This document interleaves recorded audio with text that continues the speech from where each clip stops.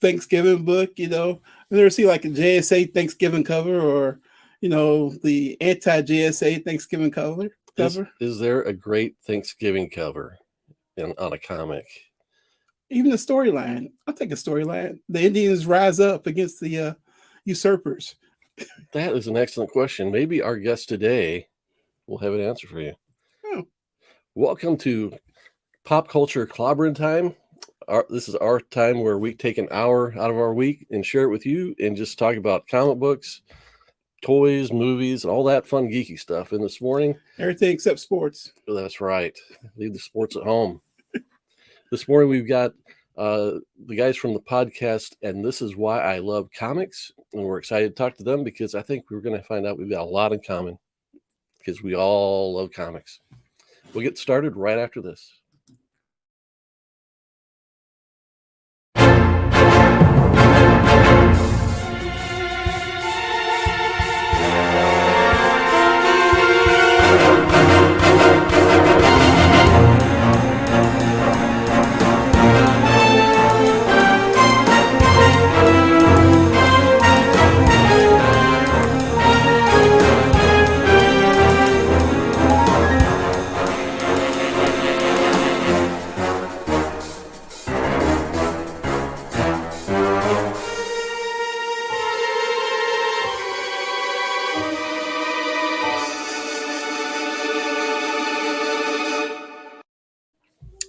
Welcome back.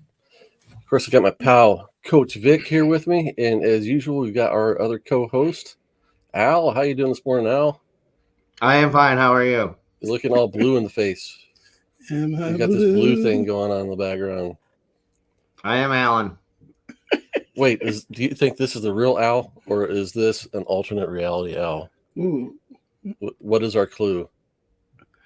He's not talking. I like comic books.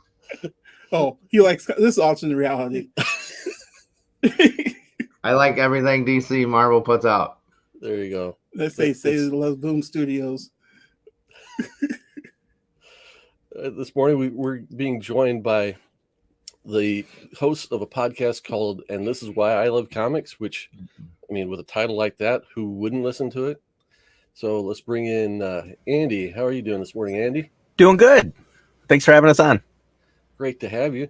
And we've got your partner, Mike, and we're going to put you in order of your logo. How you doing this morning? There you go. Hey, doing splendiferous. Splendiferous. Hey, everybody. I'm here. I'm Alan. Hi, Alan.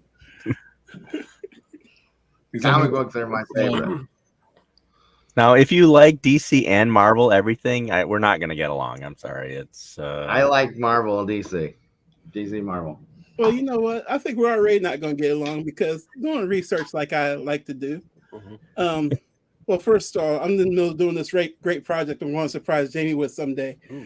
But so I was listening to one of your episodes, and hey, would it kill y'all to say spoiler ahead?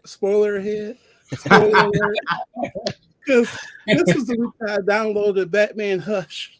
Oh. And how am I supposed to know that's Batman's best friend? You just tell me that Batman's best friend. Spoiler! What? Spoiler everything. I'm gonna. How old is that? 20 years? Mike, I think that was you. Primo Batman stuff. Read Year One. Read the Long Halloween. Okay, I watched the Long Halloween cartoon. Not the same. Okay, now I have to read that too. But oh no, y'all just know. Few issues in, you learn that Batman's best friend is the one that's doing all this craziness. I'm like, yep, might as well just delete that from my tablet. Okay. Right? Did you know that Rosebud's a sled? Yeah. No. What's Rosebud? No. There you go. Another spoiler. Yep. Hey, Coach. Judas Contract. Oh yeah. That's on my list. No. Okay, sorry. I finally found a Teen Titans book I wanted to read. Yeah. And there's rumors about Luke Skywalker. Yeah. It's just Luke rumors. Skywalker? Just rumors. He and Leia, they go and live a long, happy life together, right? Yeah, forever and ever. Yeah. Ew, gross. We try to do spoiler alert on some of the things we're reading, but while we have a conversation, it sometimes just slips out some other information. It's usually Mike, but I can do it too, and so I apologize for Mike ruining Hush for you. Yep. Again, going back to World War II, the loose lips sink ships. Apparently, the same thing happens with spoiler alerts. We just ruin whole comic series. I mean, I'm gonna read it anyway. I won't have that.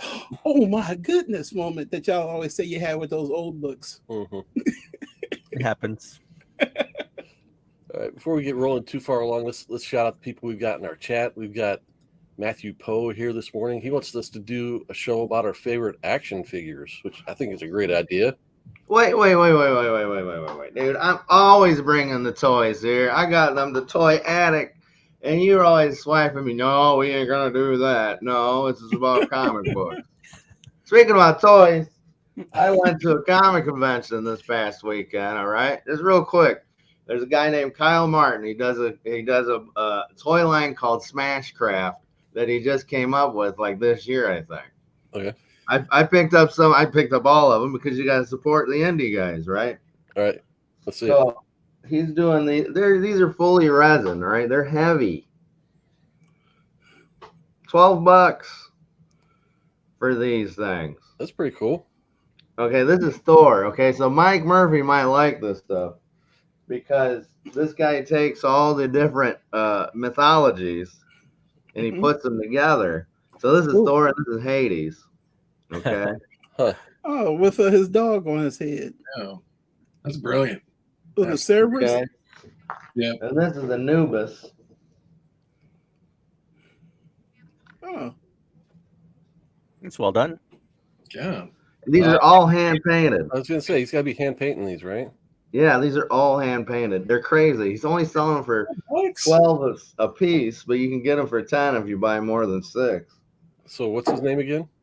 Kyle Martin. Kyle Martin. It's called Smashcraft. All So right. if people want to go look these up, it's just you got to support the indies, right? Mhm. Yeah. Ooh, I is mean, that the look at one from Moon Knight? We'll go with Get that. on. What are you talking about? Yes. All So, right. anyways, yeah, Thor was my favorite because it's very Kirby. It's got the Kirby like circles and stuff. Yeah. I thought you said curvy. Kirby. I like the way. I like a different kind of Kirby there. Good But yeah, boy. toys. Wow. I still love toys, and I try to pimp toys as much as possible. But Jamie don't like it. Disco. Discovery Bay, thanks for joining us. 5x5 Charlie, Lima Charlie. That's a military thing. I don't get it. Man Cave. Man Cave's picking up some big books and showing them off on Instagram. Nice. All right, what's Mr. this? T, man. Yeah. Mr. T. In the Hulk Hogan gear, I'm telling you. Yeah. Cool. That's from WrestleMania, wasn't it? Yeah. I got the Hogan from it too, so they got adjoining clothes. Right. You can dress them up, nice, You were with your Barbies. I love my soda Funkos, right? You ever see these? Yeah, I've got a couple of the Masters Universe ones, of course. So guess what I got? I got the Chase. Ooh, nice. Well You're the done. king of the Funko Pop chases. I am the Chase Magnet, pal. That's what I call myself, the Chase Magnet. Chase Magnet. And That's a Dr. trick, man. Fate. Dr. Fate, I chase all that stuff. So now I got to find that. Thanks for telling me that it's there. That Oh, look at exists. that. Beautiful. Wow. His body glows, but his helmet doesn't. Yeah. Yeah. The magic apparently isn't not in the helmet. Well, what I think it is that the mask like illuminates his body. Or the helmet, sorry. The helmet. That would be Chase Magnet, not Chick Magnet. But he doesn't. That's what I said, Chase Magnet. Who doesn't get this? Who's not getting this? All right. Well, that's the one I got. I got a whole bunch of others because I'm a soda freak. So, but this is the only Chase I got this week. Very Yeah. cool. They're not as laden with calories. Hmm? This reference to the soda pop. that it's those pop cans don't have the calories like the other ones do. Oh yeah, that's true. I'm gonna fill it When up. you have to explain the joke, Mike, it's just move I didn't on. hear it. That's the problem. This is why live does not work. That's why we do the audio podcast where we can Yeah. come back and edit. So I edit that right out. So with a show called "And This Is Why I Like This Is Why I Love Comics," what do you guys talk about on your show? Well, originally when I had the idea for it, I thought, I really want to do a podcast. I'd done a podcast earlier with another friend, but that was years ago. And then I came up with this idea that I just want to talk to my friends. And so a lot of my friends like comic books, but I mean, we didn't have to talk about comics, but that was kind of the initial into it. And then my original idea was to each episode have a different friend on. At least that's what I told Mike. And then in the back of my head, I thought, if I can just get Mike to do every episode with me, that'd be awesome. So I kind of came into it like that and asked him to do the first episode, and then just never told him that he wasn't on an episode. So he just shows up every time, and that's just how it came about, This is it though. This is the last one he's doing. He found out.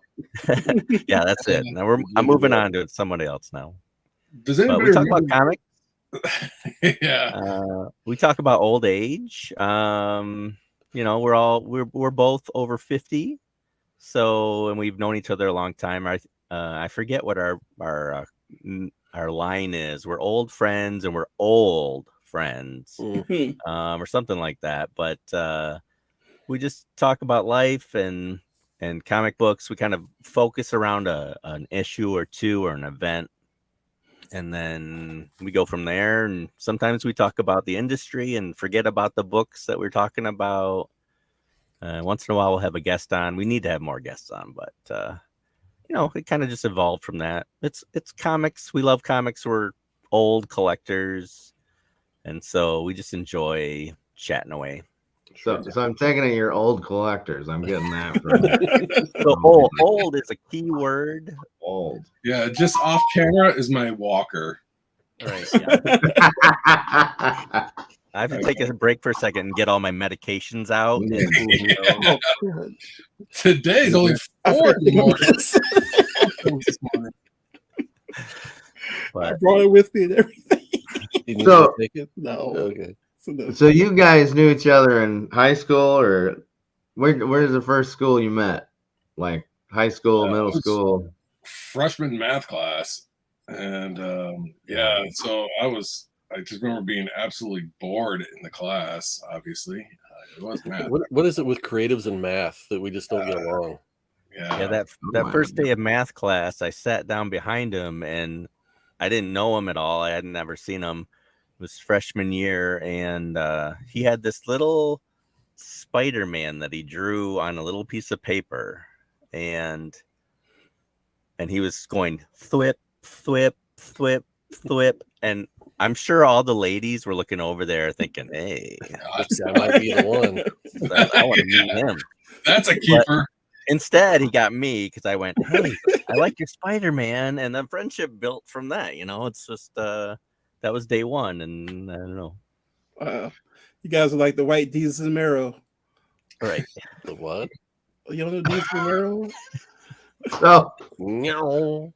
So then you also said, I don't know if it was before we got on here, you said that you guys were like trying to write and draw or produce a comic beforehand, or at least like get into the business. Yeah, So what was that like? What stories, what characters, what was coming out of that? I gotta know. Yeah, it was a lot like, I was gonna say we were trying to do like the Mike Barron, Steve Rude, kind of approach. So there was that kind of partnership where we would have kicked out a bunch of stuff, and we had quite a few stories. In fact, I used one. So in college, I wound up kind of like my final senior piece was to draw a comic book, like a full comic. And so I had drawn one of Andy's stories called Fairy Tale, and that was what I wound up turning in. Unfortunately, like the professor was like, he followed along because it was totally pantomime. I didn't put any lettering or anything in it. It was just like the art was art alone. It was like the G.I. Joe issue 21. Yeah, with the snake eyes on the cover. Mm-hmm. Yeah, so that one, that's, we had that character, and then we kept evolving into other characters. And I think the best, and one of the probably reasons why I'm not drawing as much anymore was I'm going to say this word, and it's a ping pong table. And I know that brings back some memories that Andy and I would play ping pong in my parents' basement and legitimately bounce ideas off each other as we were playing ping pong, as we were developing another set of characters and another set of stories and stuff like that, and just evolving that down the line. Yeah. So what type of writer is Andy? I mean, I know you've given up on drawing and your creative search for, drawing, but what about Andy? What does Andy do? Like, do you still write? Do you still create? No, I gave that up probably a couple years ago. I mean, I have a You've grown up. story. Yeah, I have 5 kids. That kind of takes the precedent. Takes everything I have just to not go crazy. Did you say 5? Yeah. Wow. We found something you like to do better than write. Yeah, true. But I still dabble. I like role playing, so a lot of my creativity goes into Dungeons and Dragons or some other stuff. But even that never isn't get it. the bug. The like, I might put this towards over here just for yourself. I mean, because I know I get a lot of crazy harebrained schemes and ideas and stuff, and I like to, like when I'm doing something else, I like to mull over the stuff. I mean, I may never do anything with it, probably won't, but it's still fun. It's like an exercise in the brain, just to be like, well, that's cool. This character can do this and this. But you also say you do D&D, right? Right. Yeah. I mean, I jot ideas down once in a while, but life just takes over and you just don't have time for it. I have a story idea, like a prose novel kind of thing that I work on once in a while, and eventually I hope someday to finish it. But my wife, not to be morbid, but it'll probably be worth more when you die. Right. Exactly. We're It's a close gift to to my that. kids. I can relate to this dilemma because my wife is always like, you need to like take some time and do a painting for yourself, like a personal piece, and like get it hung in a gallery and have people see it and maybe sell it or whatever, maybe like put your art out there, your vision of what you want to do. I'm like, I don't know what I want to do, but if somebody wants me to paint a spaceship, I'll paint a spaceship. So I still want to have you draw Gene Simmons as Godzilla or versus Godzilla. That's what I want. I want to see a battle in a city with Godzilla and Gene Simmons, or just Gene Simmons being Godzilla. One of the two. But he won't do it. The recent and I won't pay him. Recent epiphany that I've had that I'd like to do, but I never have time to like actually put pen to paper on it, is to do some like an EC Star Trek mashup. So do maybe drawings of a cover in an EC style using the Star Trek characters. So I'm putting that out in the ether. So like somebody's going to show up on Instagram doing that tomorrow. And Right. Of course. Yeah, there's already 10 fanfics about that. Yeah. And you wrote 8 of them. Yeah. It's funny when I meet you guys, or I always want to do like something like this, but where we kind of like just spit out ideas or maybe form our own thing just for a show. Like you're kind of writing a show or writing a story as you just sit here and be like, and then this happens, or like a campfire story or something. Invite me back to that one. Yeah. Okay. What's that called? It's the telephone game or something like that, where it's like one person starts it and then it hands it off to the next person, and the next person picks it up right where that person left off and carries it. Mm-hmm. I think that's what it was called. I also I can send it to Murphy, but I've extended it to Jamie. But Murphy, I know you're not drawing anymore, but I once in a while do I call it Sketch It Up, and I just live stream and I draw.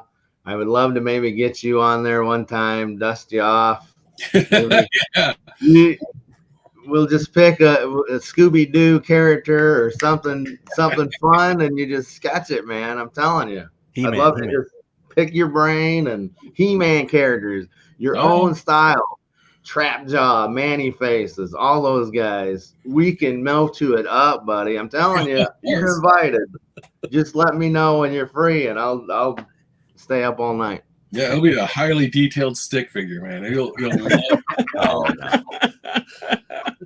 I try to get Jamie, and he doesn't draw. He only draws spacemen with knees and with knee problems. Spacemen with knees.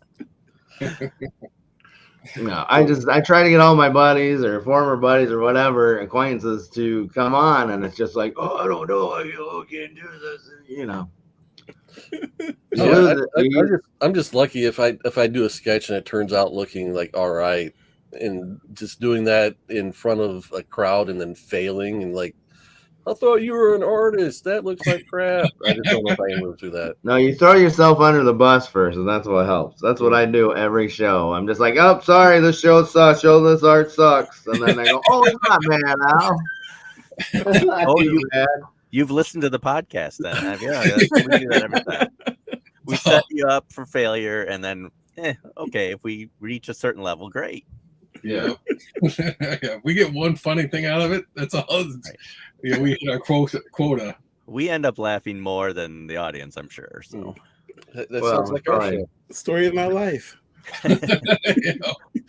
Yeah. And we all talk about how we worshipped Mike at certain times of our lives. You know, okay. He'd come into the room and we'd go, ooh. I love that story. I just heard it. So,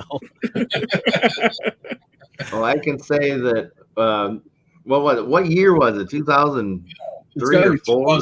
2002 or 3, somewhere around in there. Yeah. Okay, so our local comic book shop, they had like, hey, we're gonna do a comic creator thing where all the any people, writers, artists, painters, anything, come in and we just meet, and that's what it was. And I had previously met Jamie and whatever, and at some 24-hour comic. I think that's what started. That was the genesis. They had the 24-hour comic book thing, and then they were like, "Let's do this once every blue moon," but not 24 hours, just 2 hours or whatever. Mm-hmm. And then we were in there, and then here comes Mike Murphy, and it's just like, you're like, oh my goodness. Oh, look at this. It's so good. Oh, my God. Oh, you're drilling on yourself. You're getting napkins, Try not to get him all moist. But it just, for me, that's what it was. I was always trying to get him to draw my characters. They're like, hey, you want to do it? He's busy. He's always busy. Yeah. Crap, man. Now I'm thinking about it. Gotta get back and doing something again. I don't know. Hey, now that they have that new space, will they do something like that again? No. Okay. I don't think Mike understood how good he was, at his at a height. Maybe I think what it boiled down to was like we had gone to so many comic conventions, and you see like legit people, like legends, as well as like new people. And you'd sit in that, you'd stand in that long line with like your portfolio ready to present. And then you see like the person in front of you and they open it up and you can hear angels singing. And you're like, it's like, why am I next in line after this? And, and that was, because like at the time it was all about like the big two. And so that was the only way you could get published. And they were at that time, they were only getting like top-notch artists out there. They weren't trying to get like anybody who could just like, you hold a pencil? Yep, you're hired. Wow. Yeah. So it was something very, different at that time. Cause like, I was given like people were saying like, you need to do, this class in Italy for anatomy lessons and so forth. And I'm like, what the heck are you talking about? Like the demands that they were tossing at me. And then, now I'm looking, it's like these people, there's zero sense of anatomy. There's zero continuity. Like this person on this panel does not look anything like the same person. And then that very next panel, there's no similarities. And it's like, yeah, the hairstyle's different. If it weren't for colorists, you would not be able to identify person A from person B. Mm-hmm. And so but that was at that height also during like the Image era of, the Jim Lees, and then everybody was like, master the cross hatching, and that was what he was supposed to do. I think you missed out. You got out right when. Here's the thing: you got a real job. You can afford. You got a family. Both of you got out in a good time. But I think you missed the cusp of the convention star, as I call it. You remember? I don't know if you remember Terry, my buddy Terry Huddleston. He's making some good cash just selling prints of his artwork, and I think that you missed out on that. I think you could have back then. I mean, now you're perfect in your life, and it's great. Well, he at my feet everywhere I walk. Yeah, right. You're fulfilled in life. But I think that you kind of you got out right before this whole thing kind of boomed. I mean, there's guys out there like myself. We drove, look what I can do, and then you would have came out there. Look at this. This is godlike. Ooh, angel singing. So I'm just throwing that out there. If you ever go, I'm gonna dust my cakes off and take them to the local bakery. I think you could possibly still do it. Yeah. So there's been a couple little cons around here that I've kind of walked through, and I've seen some people that just sit at the artist alley, and there's something about we've rescued pets in the past, and we've gone to the Humane Society, and you walk by these sad looking puppies and everything. And then I walk down Artist Alley, and it feels like, oh my gosh, it's like, do you want me to don't make eye contact? Mm-hmm. Yeah, exactly. Don't. They'll steal your soul if you make eye contact. Yeah, it's like you want to look at my portfolio. You want to look at that? I got art. Spare some change. Yeah. I did this weekend. I didn't do that to people, but I went through Artist Alley. I even went through some booths where vendors, and oh my goodness, I got latched onto. I felt like I had a face hugger a couple times. I was like, like, just let me come to you, buddy. It's easier if I go, hey, I like your stuff, and then you can try to molest me. It's fine then. You survived. Yeah. Well, except for this. I'm gonna pull I'm an alien. So bringing it back to your show a little bit more. So what do you think about comics these days? Are you guys current buyers, or are you just keeping up, or just staying in the stuff we had when we were kids, or are you where are you at in what's your interest level in comics these days? Yeah, want that first, Mike? Yeah, I'll grab something. It's kind of like the difference between having a swimming pool and the lake. Swimming pool is like the comfort. You know what's in the water. You know everything that's there. It's nice and warm. It's always at a constant temperature. Those are the classic books. Those are the ones that I enjoyed. Those are the ones we had as kids, all that. Every now and then I'll dip my toe into the lake, and it's like, ooh, that's cold. Or, oh, there's something swimming that's nasty nearby.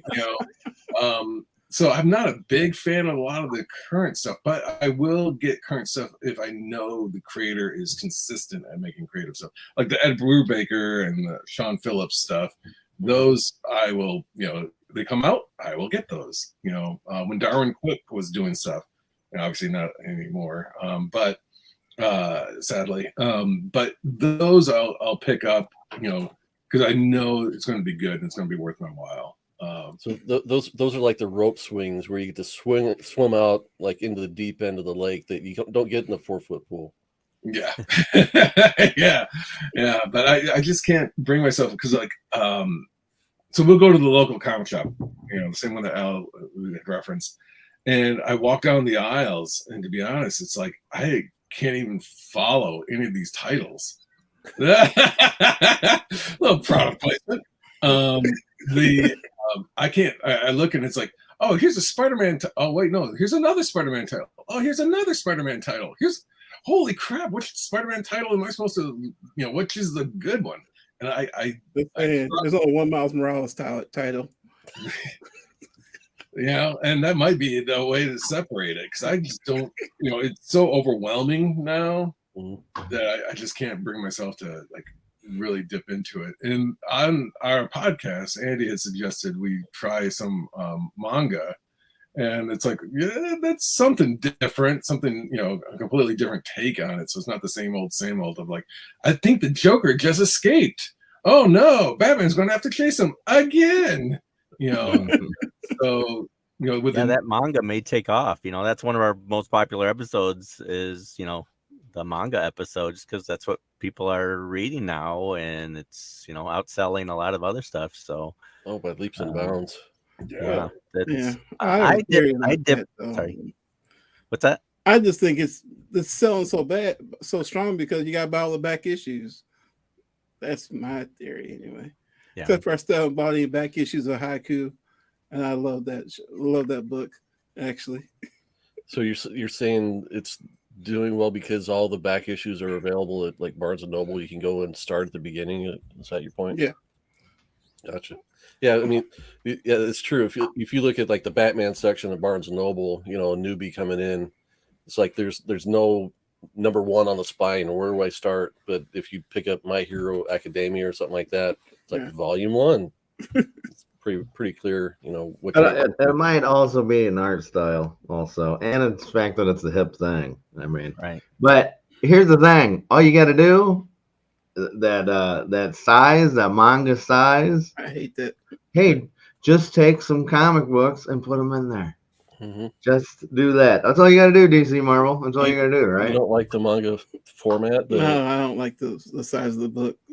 Well, they're not for us, folks. But you're asking DC to put together a whole. How much money would they have to pay extra to get that type of print size? And again, where would they start? Here's the thing. Redo it then. I mean, why do they got to start in the beginning? Let's just put it out. You guys are thinking like they haven't done a bunch of garbage anyway. So what's the difference of throwing more garbage out there? I mean, I'm a fan of starting in the middle and developing the backstory as you go along, because that gives you more stuff to write, but instead of always having to be current. Anthony, thanks for joining us. That's John Byrne was and is better than George Perez. Here's a discussion. Okay, here's where the battle begins. Here's where the hand raise equals slap. Right. I shut my computer and walk off. So you guys, I take it you two are in opposite opinions on this? George Perez is a genius, and I miss him every day. Yeah. So I think George Perez was possibly the better artist. It's like pro wrestling, okay? You have the wrestlers that are like great wrestlers, and then they can, they look good. And then you have the wrestlers that can talk and they look good, and they're okay wrestlers. You know what I mean? There's that kind of thing. And I think George Perez they look good. They draw great. But when it comes to stories, like John Byrne had, like, he was I think I love them both. Love George Perez. You give me a George Perez, he's top 5 possibly. But then there's John Byrne, who he just kind of eked it out just because he had so much. He was like he was 52 pickup where George Perez was putting them, laying them out straight. John Byrne was like, that's the difference between them. I don't know. It's great. John Byrne was good on his own. George Perez was good when he had the right inkers. Yeah, that's the thing. Like Jerry Ordway on George Perez, favorite pages, favorite panels, favorite issues of Crisis. Really? I actually think Ordway is too apparent on those pages. Sorry. I think he covers George Perez up too much. Well, I mean, Ordway is great too. So I mean, you're comparing the top of the top anyway. But George Perez always for me with New Teen Titans. I started when he started with that, and his Crisis was great, and he's never steered me wrong. Where John Byrne has burned me a few times. No pun intended. No. But I think here's the thing. I think George Perez got good. He was good, but then he got like as he got older, even his older stuff was good. John Byrne kind of like he got good, and then he was like, bleh. He really hit a wall. Yeah. So his stuff, like his early like 80s Fantastic Four, Superman, all that stuff, that was brilliant. X-Men, brilliant stuff, great. But then when he got on, it was just like, I'm just here. This is how I draw. Leave me alone. Yeah. But yeah, so I don't know. I can't compare the two. I love John Byrne because he's my dude, man. He's the guy that got me into like I was like, oh, what is this? Whoa, you know. And I love John Byrne for that. George Perez, the guy, came later because I didn't know his name until I started getting the Titan books. Like John Byrne was the guy I seen doing Superman and then doing West Coast Avengers. And that's really what the books I started buying consistently was the Vision Quest West Coast Avengers. I'm younger. Sorry.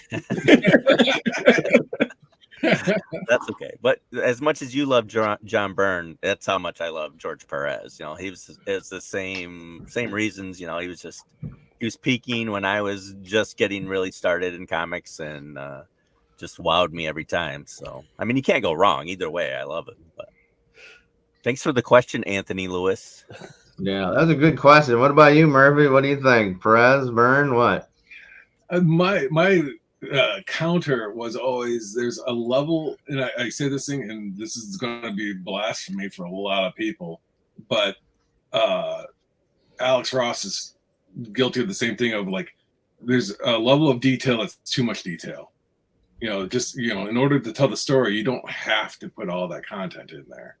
You know, it's. Have you ever read a Brandon Sanderson book? He's okay, maybe not. That dude. All of us know. Wait, what comic has he written? Yeah, let's go back to comics. But there's a level where it's like, Gandalf they never explained how Gandalf's wizardry worked. When it needed to work, it did. But this Brandon Sanderson dude goes way into so much detail that it makes it like as if this is a physical possibility, but it stops the story cold. And, same thing with Perez is like, holy crap, every single brick in that building has been drawn to the point where it's like, I can't see where the figure is that I'm supposed to be focusing on. And, Alex Ross is like, there's no atmospheric perspective. Like things don't fade into the background. And again, Alex Ross is amazing and Perez is amazing, but there's like a level of like, I'll also point out the fact that the one thing that Perez did, super great artist, super individual. The problem was I've never seen anybody draw both sides of the bridge of a nose. And he does that on everybody. And it's like I can't help unsee it. And it's like you could literally crop in on a Perez drawing, and I can identify it because they drew a line on this side of the nose and a line on this side of the nose. I need to see a Perez book before I leave. I got some. Yeah, and especially during his when he returned to the Avengers after he did like that JLA Avengers crossover. Mm-hmm. He was with the Avengers for a while there. And it was like he drew both sides, and it's one of those things where it's like, to some people it's not noticeable, but it's like this. Okay, this would be for your time, Al. But there was a model called Cindy Crawford, and she had like that mole, and all you could see, that thing was there, and it's like, I don't remember the mole at all, Mike. I don't know what you're talking about. Yeah. So, I mean, it's, not that I ever had a problem with Perez. It was just one of those things where it's like, oh, man, If he just wouldn't have drawn the other side of the nose, it'd be perfect. Right? I know. Yeah. I think that also, Byrne did more heroic faces. I mean, he had less lines in it. He did that one face for everyone. You look at Steve. It was always heroic. Johnny Storm. Yeah. He was close. He was closer to my boy Kirby, so I think. Yeah. There you go. Yeah, because his Sue Storm and his Lois Lane if it weren't for the color of the hair, they would be the same. Even Namorita, if you want to go that far, if it wasn't for her big googly eyes of being in the she would look like Sea Storm. It's just like, again, coloring saves a lot. He just noosed you up, man. He just this way, Andy won't have me back as a co-host with him. He's like, I'm done. Now I can actually move on to the next stage and that I wanted to do. And that was there was no Perez bashing. We love Perez. Are you sure there wasn't? There wasn't. There was pointing stuff out, but that's Yeah, I'm not saying that he was. Y'all didn't ask me my opinion on the thing. Go ahead. I just feel like Perez and Byrne wish they had half the talent of Scotty Young. If you're on your own screen, I'd just turn you off right now. How about you, Hood? Where you go, Hood? I know you like Perez a lot, but you're also if I had to choose between Perez and Byrne, it's Byrne hands down. I mean, I love George Perez too, but yeah, my heart's breaking. John Byrne is the artist that I've compared every other artist to. I mean, there are some that do better than him as far as anatomy and stuff. Some that do better. Some that went to Italy for that class. Yeah, they took the class. I mean, some that do storytelling better, but I, just like you, Andy, cut your teeth on Perez's Teen Titans. I cut my teeth on Byrne's X-Men. So it's like that's the stuff that I've always looked for the X-Men as a title, as a group of characters to stand up to that historic run that he did. And by the same token, I compare all the other artists to him. So, yeah, he's kind of the the AM to the PM. It's like right there's like either this is before or but there's not that weird, like there is no in between AM and PM. It's like there's Byrne right there. Either you're less than or greater than. Mm-hmm. I mean, he's pretty much derivative. He's got that Neil Adams, sloppy Neil Adams in him.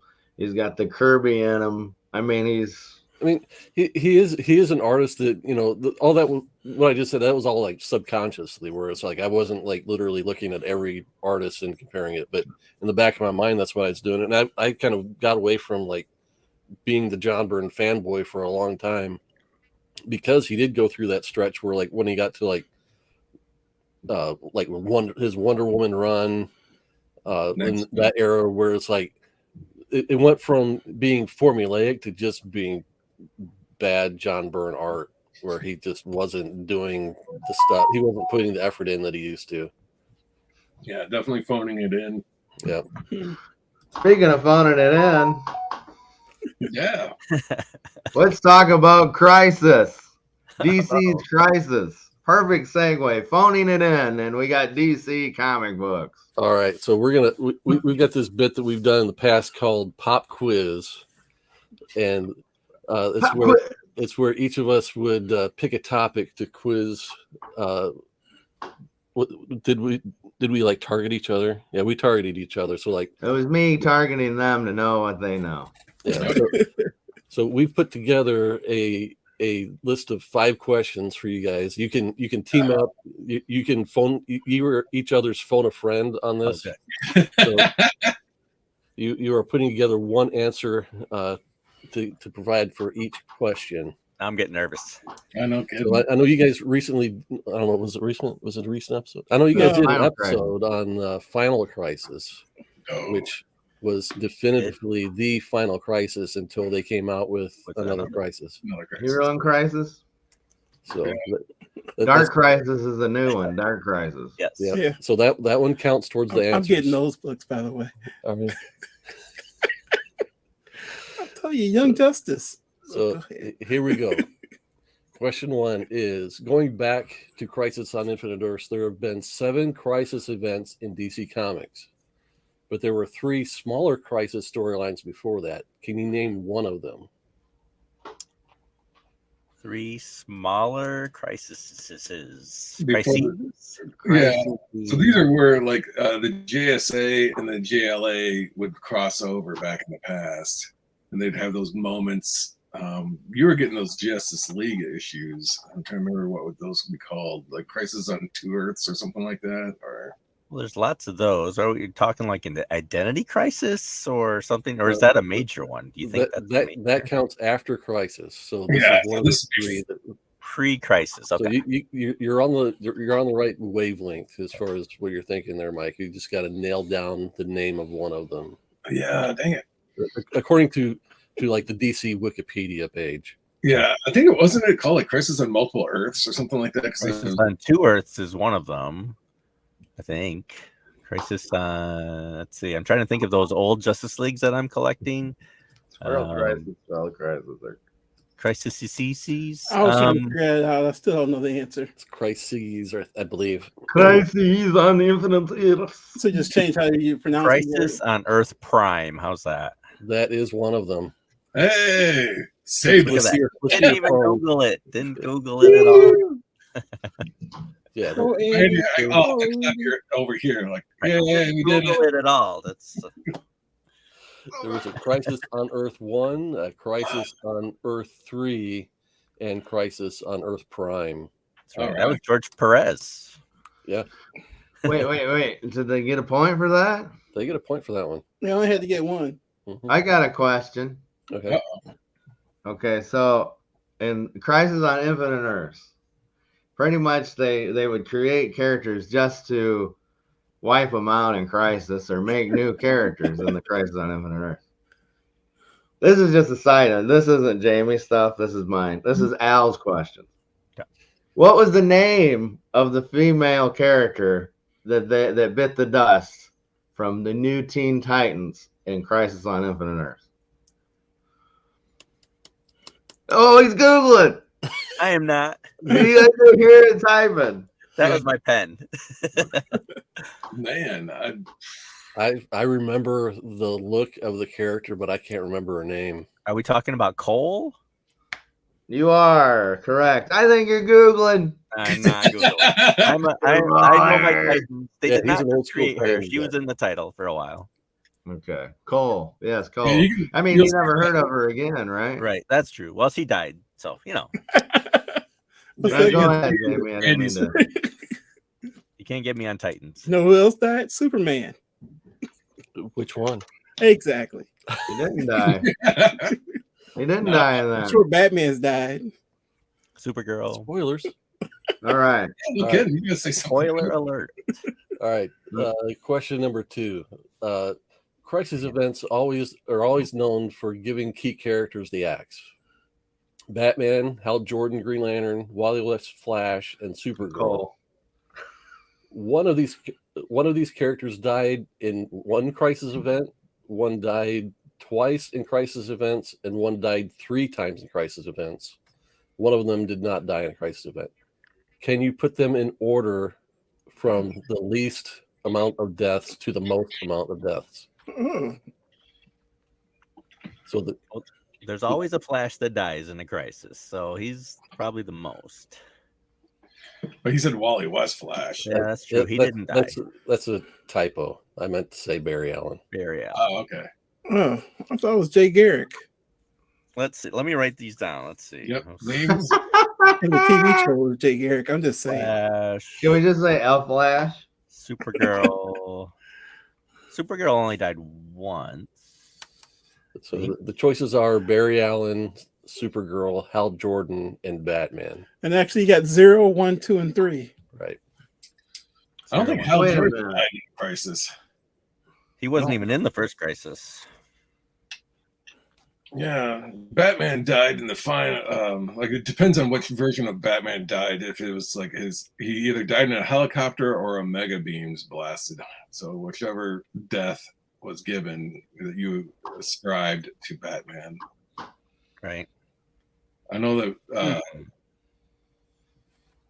I know Hal Jordan. I don't recall him dying in any of these things. He died in a different his own book. Supergirl died. think, oh man, I only recall, yeah. I mean, I'd almost say Hal Jordan, 0. Supergirl 1. Batman 2, Flash 3. I'll go with that. So close. Close. So we're counting the technicality that Batman died twice in Final Crisis. Boo. Oh, yeah. But did anyone really die? Really? I mean, 0. Yeah. We knew the fact that they were coming back. Well, we never knew that Supergirl was going to come back. I mean, back then, Dead was dead. We knew. Yeah. Hey, palate Crisis cleanser I here. read. I got another question. Al's questions. All right. Okay. Bonus question. So There are only supposed to be 5 questions, you know. I know these are mine. You can take this. I don't care. It's a good one. Okay, so in Crisis on Infinite Earths and Final Crisis, seeing a new section of the Green Lantern Corps. Name the lantern that was first given the ring in Crisis on Infinite Earths, and then the lantern part that happened in Final Crisis. It was they were either formed or created in Final Crisis, or they're given power in that. Right. And then Crisis on Mike, you Infinite had Earths. Final Crisis. Yeah. I kind of followed some of it out. I almost listened to that episode several times. Yeah, that was there like an ultraviolet or some craziness like that? It sounds like a Grant Morrison thing to have done. Well, I'm sure there was, but I didn't think this was going to be hard. Yeah. well, I'm trying to think. John Stewart. I'm trying to think in the original Crisis who got the ring. It wasn't Hal. It's Frodo. Was it Guy? No. I mean, I guess my choices is Guy or John because I don't think there was that many more. At that time. I don't know. You stumped me. Yeah, that one meant that. Final Crisis. Which one we got? You got names? Drawing a Nope. blank. Okay, so Just draw a Infinite Crisis on Infinite Earths. Guy Gardner. He was the final guy to get the ring before the Guardians got taken out. So they gave him the ring. And then in Final Crisis, they just brought into power the Alpha Lanterns. You remember where they cut out their faces and put robots on them? I and hated stuff? that. So yeah. The dumbest thing I've ever seen. It was so dumb. It's like, let's take these characters and cut their heads out and make them robot heads. Yeah. Sorry to bring that back up. Go ahead with your pop quiz. All right. Those questions don't count, so I'm glad that. No, they don't. Official question number 3. In 2020, It's my wheelhouse. the CW network aired a Crisis on Infinite Earths crossover event. How many television series were in the crossover? And so there was Arrow, Supergirl, there was Flash, and then that like Legends of Tomorrow monstrosity.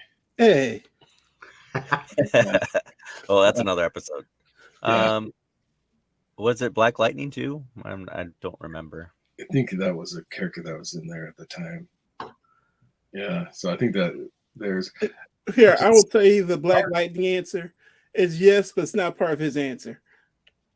There was the very first thing was Black Lightning, and there's the wave came through and it took his daughter someplace else where she saw 2 others like her, and it took Black Lightning someplace else. But they don't consider that as part of the answer. Oh, okay. So you're still at 4. yeah. This is my wheelhouse. Okay. Oh wait, You there's know- one more. Yeah. Do you know what the 5th one is? Oh yeah. Okay. Because the 5th one involves one of the very first books that JB ever gave me. Oh, okay. Give you a hint. It includes a black character in it that we've never heard from again.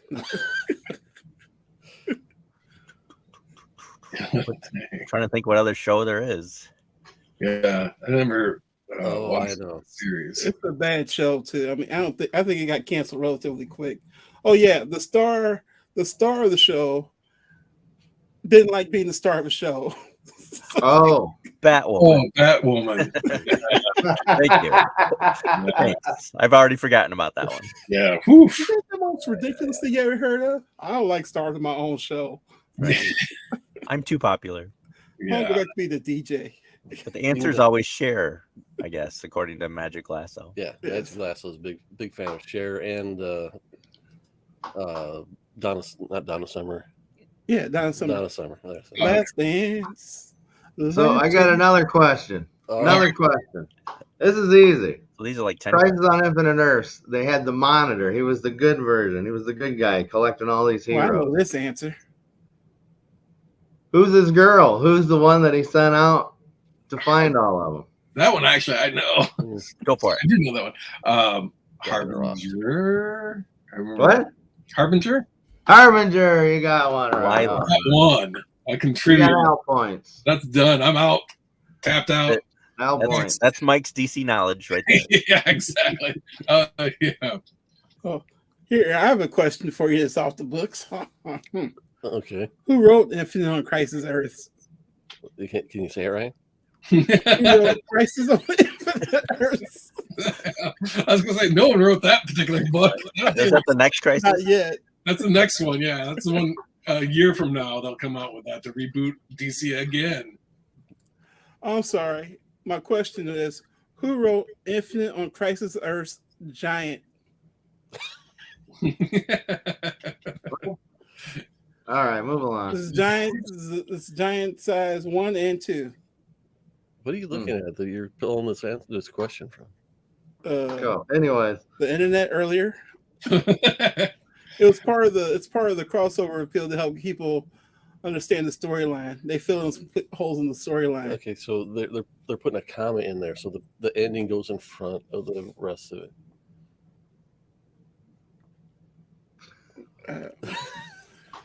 It came out between December and January.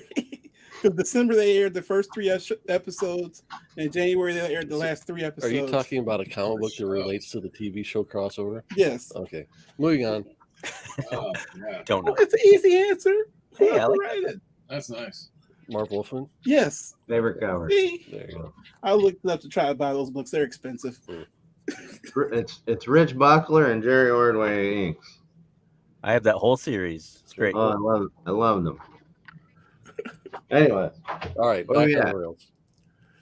Right. With the good question. Question number 4. Heroes in Crisis begins with the death of several characters, including Commander Steele, Poison Ivy, and Wally West. Booster Gold and Harley Quinn become the prime suspects. Who is the most overrated writer in comics? Bonus question for naming the real killer. Overrated writer? Yeah. There's a great list of those. I know my go-to is Bendis. Bendis. Yeah. That would be my number one. Is Brian Michael Bendis, who ruined the Legion of Superheroes And single-handedly. Jonathan Kent. And Jonathan Kent, yeah. Destroyed Let's that not go character. there, but he certainly is way overrated in my opinion. I liked his earlier stuff at Marvel, but Yeah, I only liked him up through Powers. When that, Powers, before that moved over to Marvel, when it was part of Image, I liked that series. And then as soon as he moved over, did Avengers. Bunch of talking heads and not enough fisticuffs. I liked him on Avengers, and I liked him on Daredevil. His Daredevil run was Oh good. yeah, that's right. Yeah. That's right. Street level seems to be where his wheelhouse is. Once you give him into like a heavier power level, it's like he just doesn't quite grab it. It's like, remember when Marshall Rogers had drawn Silver Surfer, and like at the very beginning, it's like he just came off a small, tight world of Batman, and then they threw him at a cosmic level, and it just didn't. He couldn't translate it. Okay, so the correct answer to the question though was either Tom King or Grant Morrison. Either would have been accepted. not Grant Morrison. I love Grant Morrison. I didn't used to, but doing rereads on the podcast, I've liked everything he's done. So I mean, they're not great, perfect. I mean, but they're good. He's a very hit or miss writer for me. Either I love it or I'm just like totally baffled by it. Yeah. Well, I do like the fact that he takes chances, though. And that's, and he takes a different stance than what you would normally expect out of it, because there's a lot of artists writers that they'll just do the status quo and keep that going, or they'll make a change, but it seems extremely arbitrary. And it's like, why did you do that? Oh, I'm just shaking things up. It's like, well, why? And with Morrison's stuff, I always felt like there was a little bit more of a layer as to why this change was done. Do you have a favorite current writer? Brubaker. It's not Tom King. No. I don't know if I have a favorite writer. Probably the newest stuff I've read is Something That's Killing the Children. That writer was really good. Oh yeah, that was a good series. Wait, is that an indie? Is that an indie book? It is indie. Yeah. As I get older, baby. as I get older, Only mainstream here. We only talk mainstream stuff. He's right, Batman though, like James Tynion. Yeah. Tynion, If I had to name somebody, it'd probably be him right now. Yeah, his stuff's great. Do you know the answer, or do you know who was the killer in Heroes in Crisis? Who's the? I want to hear Mike's answer. The editor of that series. Correct. Wasn't it Wally West? So bad. It was Wally West. That was just bad. He's my Flash, so I don't agree with that choice. So Rob Boswell brings in the bonus question for this round. Does anybody know the inker on Infinite Crisis or Infinite Crisis Earth? Oh, I'm sorry. I'm going. Coach Mick's got you rolling with it now. It's just a word salad. Don't worry about it. Just mix them all together. So is 0 Hours considered Infinite Crisis? Is like considered a Crisis on Infinite Earth sequel? Yeah. Okay. That was a Dan Jurgens thing. Yeah. Mm-hmm. All right. For one last question to get this torture chamber taken care of. According to Wikipedia, which crisis event clocks in with the most tie-in issues at approximately 180 comics? This does not include variant covers or inspirationally tied to Aftermath series. So they're just stealing money from y'all, aren't they? I'll run down your the possibilities here. We've got Crisis on Infinite Earths, 0 Hour Crisis in Time, Identity Crisis, Infinite Crisis, Heroes in Crisis, Dark Crisis, and Final Crisis. I remember seeing a crap ton for Final Crisis. Yeah, but there was a lot on Infinite or the original Crisis. They had the little banners on the top, and there was a ton of those. But I don't know about that many. Does that not include the stuff they brought out recently that ties into the old Crisis on Infinite Earth? Right. Yeah, that's true. I'd almost want to say Final Crisis. I like to know how much extra money that's brought in, having all these attachments. A lot, I'm sure. Because suckers like us. Sucker. I know what you really want to say, like me. Go ahead. He saved me many $1 at the comic book store. I'm just telling you. So I guess it's not so. What's the word? I mean, it's in the title, y'all. Infinite Crisis. Oh, okay. The correct. Which one is that? Is that the one where Superboy? Oh, spoiler alert! Superboy Prime. Yeah. Comes back. Oh yeah. Which one has the black Superman in it? That was Final Crisis, I think. Yeah, he was at the end anyway. Yeah. Oh, the last one. All the Supermen gathered together and yeah, it was the final one. Yeah. Oh. Okay, so correct answer. I gotta be Dick Giordano. So that was my guess. Oh yeah, that dude. I gotta be Garcia Lopez with inks by Dick Giordano, Superpowers era. That defined DC to me. Mm-hmm. Yeah, Garcia Lopez is great. So yeah, very underrated. He always kind of got like weird titles like Atari Force and. Ooh, those are great. I still got those. I like those. He did all the standard costume stuff. He like did all the design work that everybody The else style did. guide art. Yep. Didn't he do the comic strip, the Wednesday Comics Metal Men? I think he did that. Yes, he did. Okay. Yeah, that's one of the kind of unheralded series that kind of came and went. People that bought it really enjoyed it, but it doesn't get much play. Dude, I want to do Mike. Hey, Mike, Jamie, I want to do a comic strip. I want to do like I keep talking about it. Like a tabloid, yeah. Yeah, I want to do like a Sunday comic thing where it's like 2 pages, 11 by 17 on both. Like, what is that? 11, if you guys are welcome, you come and maybe I got stories I can let you do and whatever. If I have to pay you, I will give you a little bit of money. But what's that? Because what was it? What's the guy's name from Calvin and Hobbes? I'm trying to blank on him right now. Watterson. Bill Watterson. He was adamant about the amount of space his comic strip would take out. Because they kept butchering all the comic strips down to you only get 3 panels on this publication, you get 5 on this publication, and so they have to design their comic strip around it. So it was like panel 1 was a setup, panel whatever was the payoff, and then everything else in between was a filler. And I was like, man, that would be horrible to have to work around those parameters. And so I can well, you did the one with when we did syndication, you did it sideways. Yeah. That's because I just wanted it to be more cinematic. So I just turned the pages sideways. This is my shameless plea to you guys to work with me on this. Dust you guys off. Yeah, it would look like very much a dusted off. Yeah.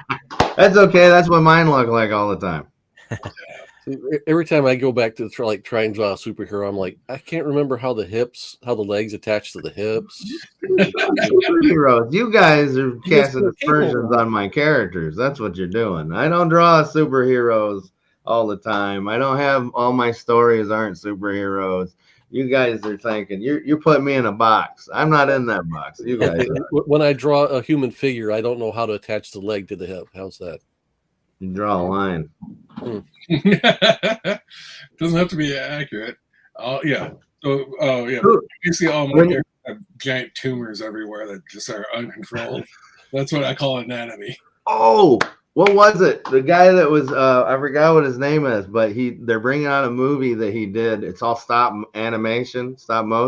It's called Mad God.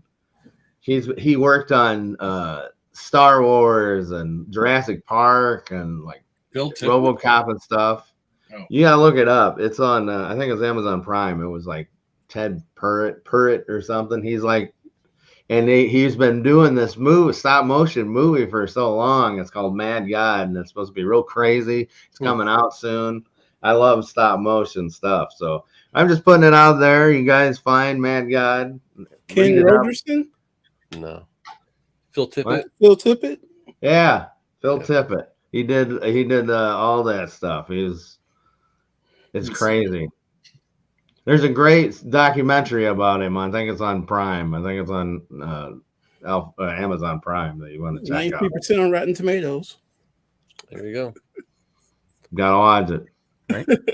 Gotta watch it, man. All right, so how'd they do on the pop quiz? I didn't keep score. Yeah. They knew more interesting than I did, so they win. So, and this is why I love comics. What do you guys have coming up on your show? Well, I think this weekend we're going to talk about. Well, somebody asked earlier. I think it was Coach asked about Thanksgiving. Thanksgiving comics. We for our Thanksgiving episode are going to talk about the comic Chew. Ooh. So we're going to record that this weekend and hopefully have it out by Thanksgiving. Chew, but that's a relatively new book, right? I mean, you guys have new stuff. We try to change it up and see what the little youngsters are reading, And because I saw that, I fell in love with it, but it was 3-4 issues too late, and I'm like, I'm not going to go around trying to hunt these earlier issues. Yeah. So we're recording Chew, and that'll be the Thanksgiving episode. it'll be interesting to talk about that book. Yeah, and then we have another one in between, but we do have a Christmas one coming up. Yeah, last Christmas we talked about some Christmas issues we just pulled from our collection. Most of them had to do with the death of Santa Claus or something like that, and so this year we'll probably do the same. And then we have a episode where we have past guests. We're going to return and talk to them.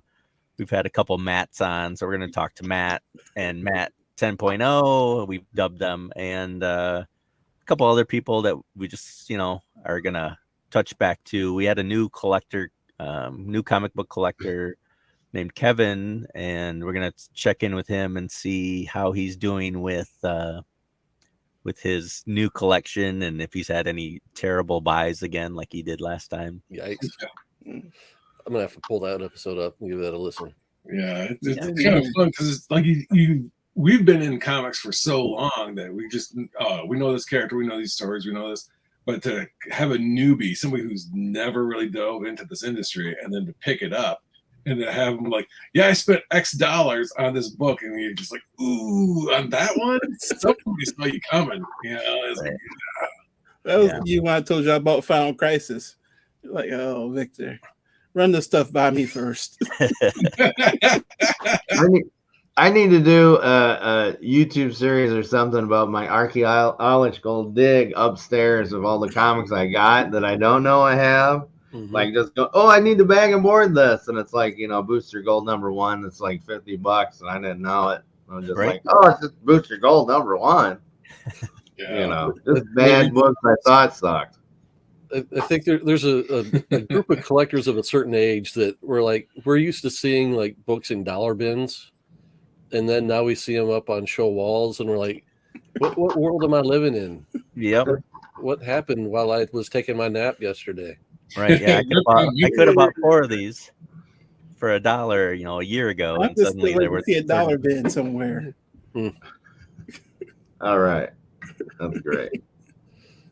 So cool. It's good to have you guys on today. Oh, yeah, thank you. And we'd like to return the favor at some point here, and you guys that way you don't have to worry about having your face on screen as we do the audio versions of things. Yeah, you guys do fancy things like being able to like edit out the parts where like you're talking over each other, stuff like that, and we gotta live with it. Yeah, awkward silences. Yeah. Technical difficulties. I leave those in. It's half the fun. Andy's swearing tirades. Yeah. No, we try to keep it clean. See you this morning. He wants my Booster Gold #1. Yep. You can't have it. It's mine for $100. Yeah, it's worth 50, but I'll sell it to you for 100. Yeah. Sunblade. The price increases because you knew it was owned by Al at one point. So it's a pedigree. Yeah. It's got my dried skin on it. Got my dust all over it. Yeah. Well, if we ever wanted to clone Al, then we know what issues to go to. Yep. And it probably smells like old newspapers too, because it hasn't been bagged and boarded for some time. Yeah, I referenced this once before, but in our podcast, somebody had given like, "Hey, you want these key issues of Frank Miller's Daredevils?" And it's like, "Oh yeah," and it's like, "Yeah, you can, $1 a piece." And I was like, "Holy crap!" It was like, the entire Elektra run, and it was, and I'm like, well, what is it? He goes, well, this was a collector who dropped them off, and I just didn't feel like I could sell them to anybody, but if you want them, I can sell them to you for $1 a piece. And then he gives me the stack, and it was like somebody had soaked them in milk and left them out in the sun. And it was just, it had this smell that was just like, it was like so bad. And it's like, and I already committed. It's like, yeah, I'll pick them up. Yeah, that'd be great. I just want regular copies. This is fine. And then the entire, like the windows were down in my car as I'm driving back. It's like, it just kept getting worse and worse. Turn those into stickers or buttons. Just I can cut them up. Oh yeah. Put them on the wall. Oh. I remember this was something.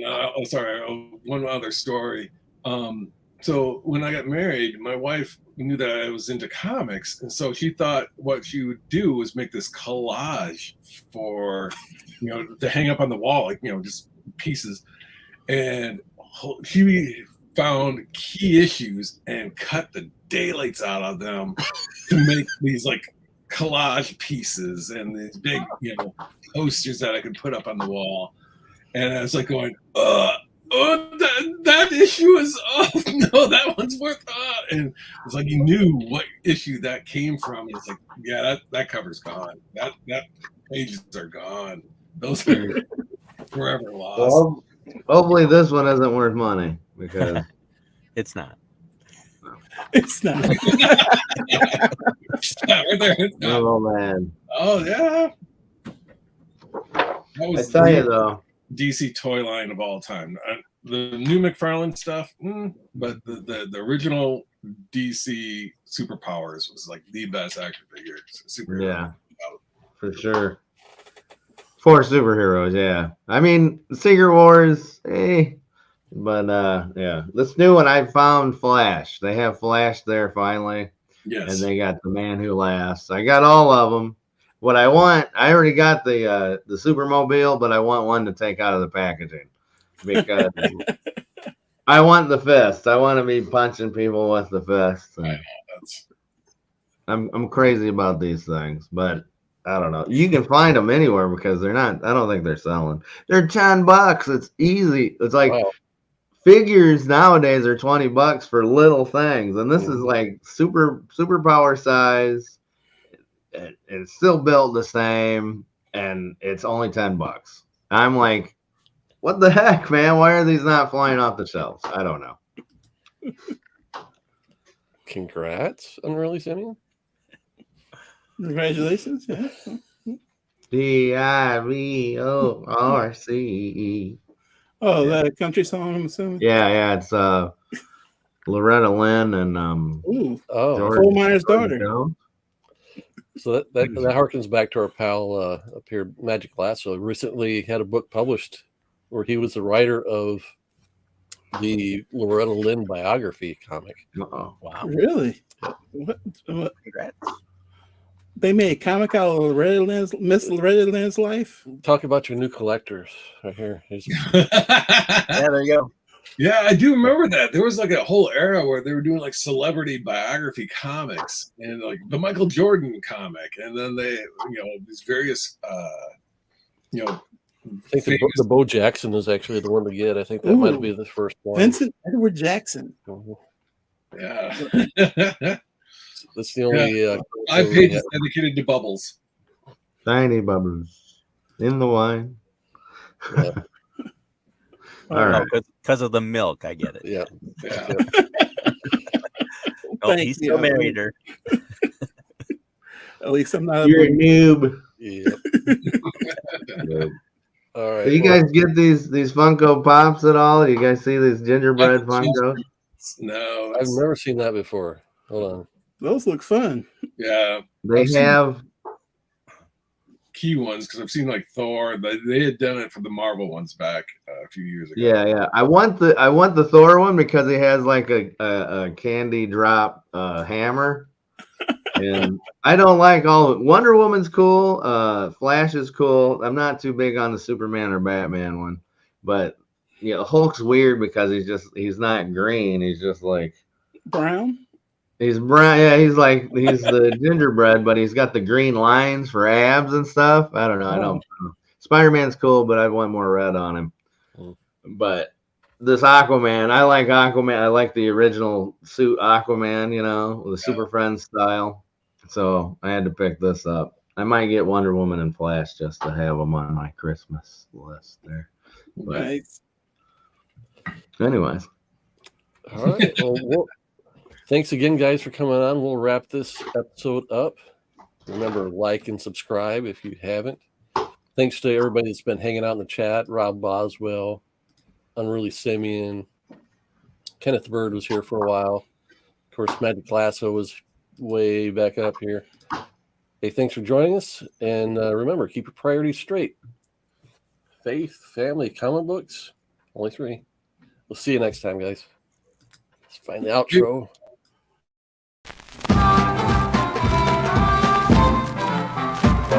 Whenever there's a crime, who's always there to fight it? Whenever there's a wrong, who's always there to right it?